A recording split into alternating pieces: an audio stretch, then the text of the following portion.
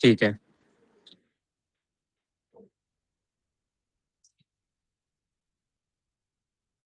तो मतलब मेरे इतना भगवत गीता में 15वें अध्याय में इतना प्रवेश नहीं है, लेकिन सागर प्रभु की आज्ञा थी और मैं बड़ा सरप्राइजिंगली पकड़ा गया, तो मैं प्रभु जी की आज्ञा मानते हुए बिल्कुल इसे इस सत्र को आगे बढ़ाते हैं।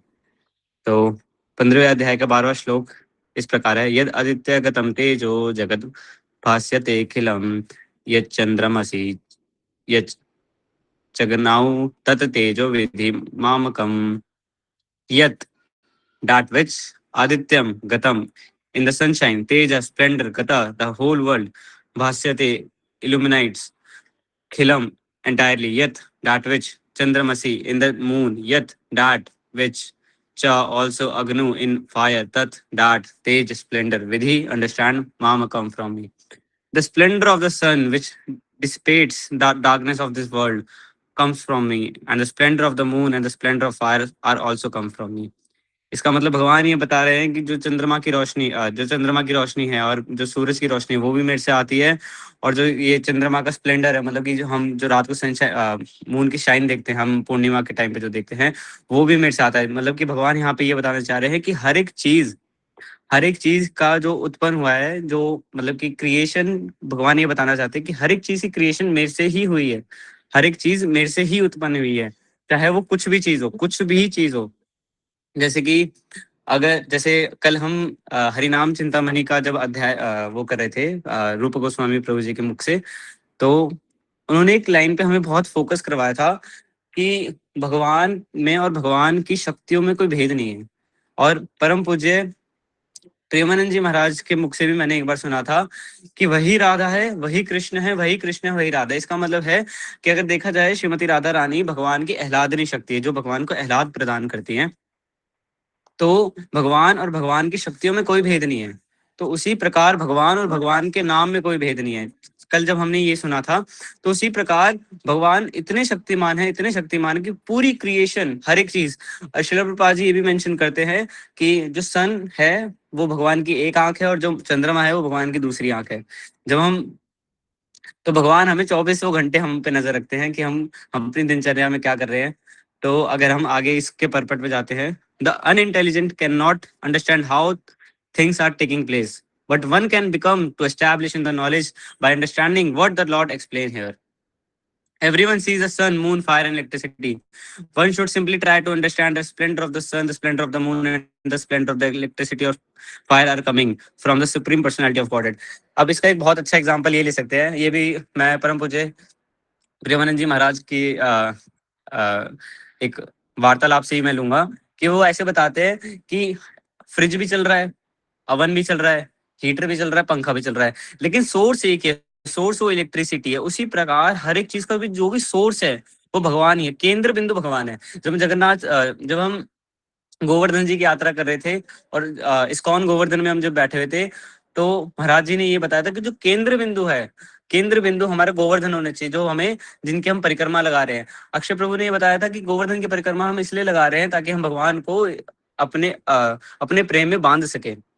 और गोवर्धन की परिक्रमा महाराज जी ने एक्सप्लेन करता कि गोवर्धन की परिक्रमा हम इसलिए लगा रहे हैं क्योंकि हमारा जो सेंटर होना चाहिए वो कृष्ण होना चाहिए। उसी प्रकार यहाँ पे मेंशन है कि जो हर एक चीज का जो सेंटर है, सेंटर पॉइंट मतलब ये मान सकते हैं जिससे हर एक चीज का क्रिएशन हो रहा है, हर एक चीज बाहर आ रही है, हर एक चीज की उत्पत्ति हो रही है, चाहे वो कुछ भी चीज हो जगत में, वो भगवान से ही हो रही है।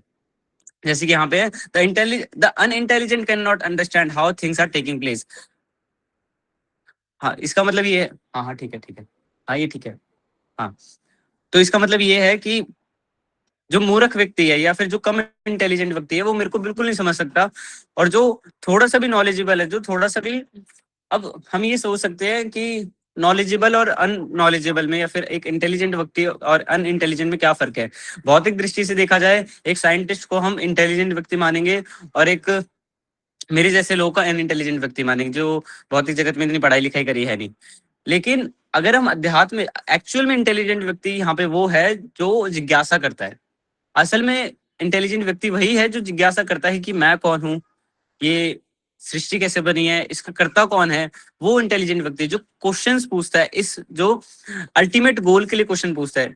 मतलब मैं थोड़े दिन पहले एक रील देख रहा था, उसमें महाराज जी बोलते हैं कि हम ये घर में डेंटिंग पेंटिंग तो करवा लेते, लेकिन इस घर में एक्चुअल में रहना कितने दिन के लिए। तो जो अनइंटेलिजेंट व्यक्ति होता है वो बहुत लिमिटेड टाइम के लिए सोचता है। वो बस इस जीवन काल के लिए सोचता है कि मेरे को इस जीवन काल में बहुत सारा पैसा कमाना है, मेरे को और क्या करना है, मेरे को बहुत अच्छा बिजनेस करना है, मेरे को बहुत बड़ा घर लेना है। यही सोचते सोचते एक दिन वो निपट लेता है इस दुनिया से।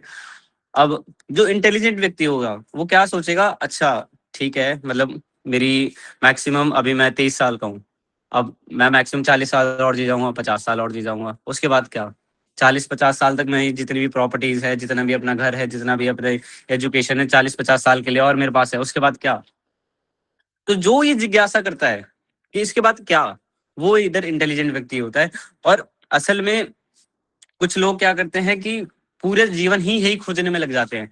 लेकिन उसमें भी इंटेलिजेंट में भी सुपर इंटेलिजेंट वो होगा जो आ, एक गुरु परंपरा से जुड़ के अपने सतगुरुदेव भगवान के बातों में बिल्कुल पूर्ण तरीके से विश्वास रख के उस बात को फॉलो करें, क्योंकि हमारे गुरुदेव ने तो उस बात को फॉलो करा हुआ है।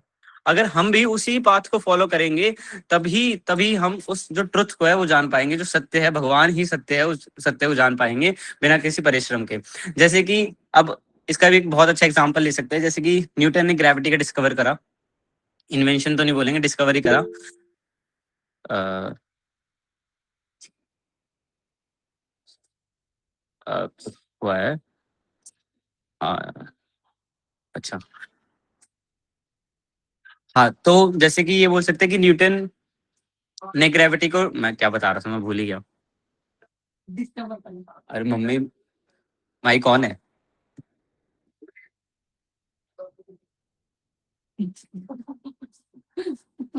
एक सेकंड प्रभु जी, एक second.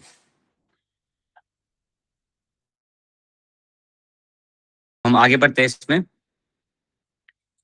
In such a conception of life, the beginning of the Krishna consciousness lies a great deal of advancement for the conditioned soul in this material world. The living entities are essentially the part and parcel of the Supreme Lord, and He is giving here with the hint how they can come back to God, head back to home. तो हम ये जान सकते हैं कि हम भगवान का ही अंश स्वरूप है, भगवान से ही हमारी उत्पत्ति हुई है। भगवान की हम तटस्था शक्ति में से एक है, जीव जो जीव है वो तटस्था शक्ति है भगवान की, भगवान के ही पार्ट एंड पार्सल है। जैसे कि अगर कोई साइंस बैकग्राउंड से हो वो ऐसे समझ सकता है, जैसे कि हम ट्यूबलाइट से निकलती हुई लाइट देख सकते हैं, लेकिन अगर हम उसे और मैग्नीफाई करते रहेंगे, और मैग्नीफाई करते रहेंगे, तो एक्चुअल में वो फोटोन्स है, छोटे छोटे छोटे छोटे छोटे छोटे।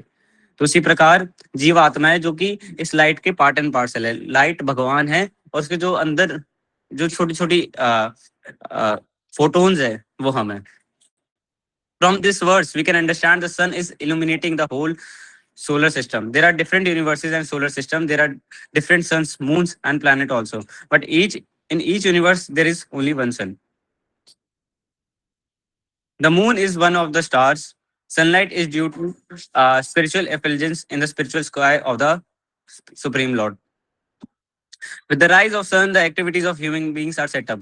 They are set fire, prepare their food stuff. They set fire to start factories, etc. So many things are done with the help of fire. Therefore, sunrise, fire, and moonlight are so pleasing to the living entities. Without their help, no living entities can live. So, if one can understand the light and splendor of the sun, moon, and fire are emanating from the supreme personality of Godhead Krishna, then once Krishna consciousness will begin. By the moon shines, all the vegetable are nourished. इतने बड़े paragraph में हमें मोटा मोटी ये समझाया जा रहा है कि ह्यूमन बींग्स को तीन चीजें बहुत ज्यादा प्रिय है। एक तो सनलाइट, क्योंकि सुबह उठते ही हमारी दिनचर्या स्टार्ट हो जाती है। दूसरी फायर, फायर से ही हमारा फूड स्टफ वगैरह कुक होता है।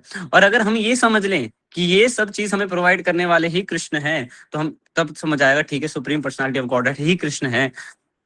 By the moon shines all the vegetable, जितनी भी अगर हम ये देखा जाए, जो रात को मून है उससे high high tides and low tides आता है, और मून काफी ज्यादा हमारे बॉडी के वाटर लेवल को भी कंट्रोल करता है। और यही चीज वो वेजिटेबल के प्लांट वाटर बॉडीज के साथ भी करता है। तो मून इनडायरेक्टली हेल्प करता है वेजिटेबल्स को ग्रो करने में। The moon shine is so pleasing that people can easily understand they are living by the mercy of supreme personality of God at Krishna. और इस मूनलाइट को, इस मून को प्रोवाइड करने वाले भी भगवान ही है. Without his mercy there cannot be sun, without his mercy there cannot be moon, and without his mercy there cannot be fire, and without the help of sun, moon and fire no one can live. यहाँ पे बताया जा रहा है भगवान के बिना ना तो चंद्र है, भगवान के बिना ना तो सूर्य है, भगवान की मर्जी के बिना ना तो फायर है, मतलब आग भी नहीं है, और भगवान की मर्जी के बिना अगर ये तीनों चीज ही नहीं है तो कोई जिंदा कैसे रख सकता है. मान लीजिए किसी के पास अग्नि नहीं है, सूर्य नहीं है और मूनलाइट नहीं है, तो वो कैसे जीवित रह सकता है, मतलब कि एग्जिस्ट नहीं कर सकती life. There are some thoughts to provoke Krishna conscious is ना कंडीशन सोल. अगर हम इन सब चीज का चिंतन करें कि किस प्रकार ठाकुर जी ही हर एक चीज को हमें प्रोवाइड करा रहे हैं. अगर देखा जाए, एक सेकंड जी.